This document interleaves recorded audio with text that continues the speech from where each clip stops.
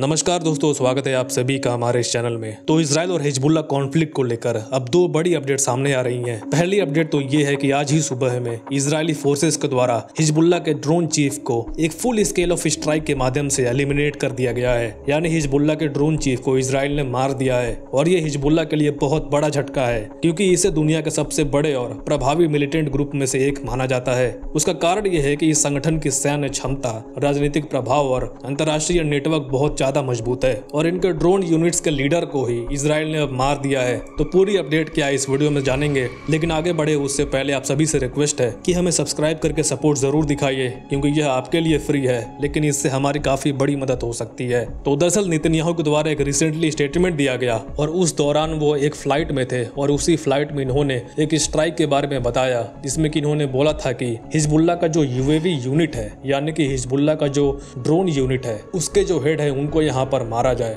और इसके कुछ ही घंटों बाद इजराइल ऐसा कर भी देता है और हिजबुल्लाह के ड्रोन चीफ को यहाँ पर मार भी दिया गया है। और इन्होंने बल्कि साथ में ये भी कहा कि हमारी पॉलिसी बहुत क्लियर है, हम लोग तब तक हिजबुल्लाह को फुल फोर्स के साथ मारते रहेंगे जब तक कि हमारे जो टारगेट है वो हम अचीव नहीं कर लेते। और जिसको मारा गया है उसका नाम है मोहम्मद हुसैन सुरूर। इनकी हिजबुल्लाह में क्या अहमियत थी, तो हिजबुल्लाह की ड्रोन यूनिट्स की टीम इन पर बहुत ज्यादा डिपेंडेंट रखती थी, अपने रॉकेट्स के ऊपर, अपने ड्रोन्स के ऊपर। और उन सभी ड्रोन्स और रॉकेट्स की एक्टिवेशन के लिए, उनके अटैक के लिए, डिप्लॉयमेंट के लिए हुसैन सुरूर एक बहुत ही मेजर रोल प्ले करते थे। लेकिन अब इन्हें मार दिया गया है, इसीलिए ये खबर हिजबुल्लाह के लिए एक बहुत बड़ा झटका बन जाता है। लेकिन नेतन्याहू ने यहाँ पर यह भी कहा कि हम लोग यहाँ इस बात को खत्म नहीं करने वाले हैं, बल्कि अगर जरूरत पड़ी तो हम लोग लेबनान में जमीन के माध्यम से भी एंटर करने की पूरी प्रयास करेंगे। और नेतन्याहू का ये बयान इसलिए इतना खास बन जाता है क्योंकि अमेरिका के द्वारा, फ्रांस के द्वारा, यूरोप के द्वारा, कई देशों के द्वारा नेतन्याहू से यह कहा गया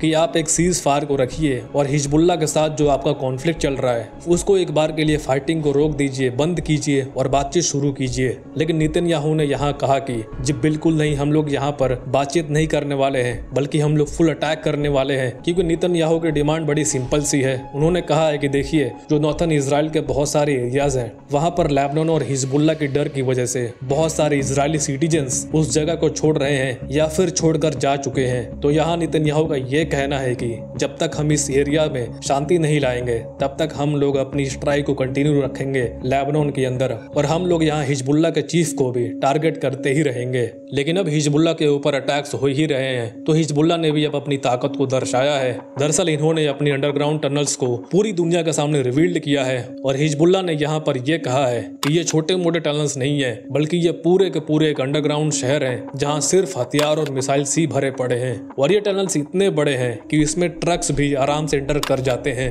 इसके अलावा हिजबुल्लाह के द्वारा अब अपनी आर्टिलरी की ताकत को शोकेस करना शुरू कर दिया गया है। और साथ में हिजबुल्लाह संगठन ने इजराइल को यह भी धमकी दी है कि अगर इजराइल यहाँ पर कोई भी गलती करता है, अगर इजराइल लेबनान के अंदर घुसपैठ करने की कोशिश करता है, तो इन्होंने ये कहा है कि हम भी आपका इंतजार कर रहे हैं और हमारी जो अंडरग्राउंड मिसाइल सिटी है, हमारी जो गरेला आर्मी है, वो भी आपको यहाँ पे करारा जवाब देने वाली है। यानी दोस्तों, आगे चलकर हमें एक वॉर भी देखने को मिल सकती है इजराइल डिफेंस फोर्सेस और हिजबुल्लाह फोर्सेस के बीच में। और दोस्तों, ये इजराइल के लिए भी बहुत बड़ी चिंता की बात है, क्योंकि हिजबुल्लाह कोई छोटी मोटी मिलिटेंट्स ग्रुप नहीं है, ये दुनिया की सबसे ताकतवर ग्रुप है। इनके पास दुनिया में one of the most largest Arsenal है मिसाइल्स, रॉकेट और ड्रोन्स का। कहा जाता है कि 2 लाख से ज्यादा मिसाइल्स हैं इनके पास, इसीलिए ये इजराइल के लिए भी आसान नहीं होगा इनसे भिड़ना। तो खैर, आपको क्या लगता है, क्या इजराइल जो भी कर रहा है वो सही कर रहा है? कमेंट्स में अपनी राय जरूर बताएं। And thank you very much for watching. मिलते हैं अगली वीडियो में।